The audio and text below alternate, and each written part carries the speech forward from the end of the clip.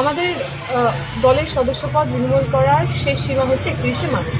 আপনারা অনেকে দেখেছেন ফেসবুকে। আমি জাস্ট এক সপ্তাহ হয়নি আমি বিদেশ থেকে ফিরেছি এবং আমার যে পার্টি মেম্বারশিপ সেটা দিল্লিতে, এবং আমাকে যদি রিনিউয়াল করতে হয় এখনও আমার জন্য প্রায় 1.5 মাসের বেশি সময় রয়েছে, 1 মাস।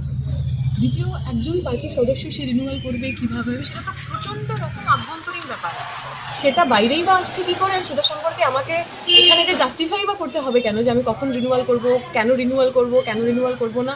আমি মনে করি এটা আমার এবং আমার পার্টির সদস্য হিসেবে তার দায়িত্বের বিষয়, এবং এখনও পর্যন্ত পার্টি রিনিউয়াল করার যথেষ্ট সময় রয়েছে। কোনো কিছু আমি করছি না, করবো না এমন কোনো কথা মানে যেটা শোনা যাচ্ছে সেটা পুরোটাই রটনা। একেবারেই তাই। এবং প্রতিকুরদা তিনি চিঠি দিয়েছেন, তার যে কথা তিনি মিডিয়াতে বিভিন্ন জায়গায় বলেছেন।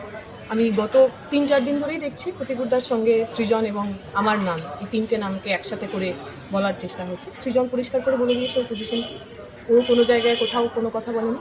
সিমিলার ফর মি, আমি এই যে প্রতিকুরের সঙ্গে আরও 2টো নাম জুড়ে দেওয়া এবং বিভিন্ন জায়গায় যে ধরনের কথাবার্তা শুনতে পাচ্ছি, নানা ধরনের ব্যক্তিগত কুৎসাগুলো, সেটা খুব অস্বস্তিকর এবং সেটা আমি ষড়যন্ত্র হিসেবে দেখছি।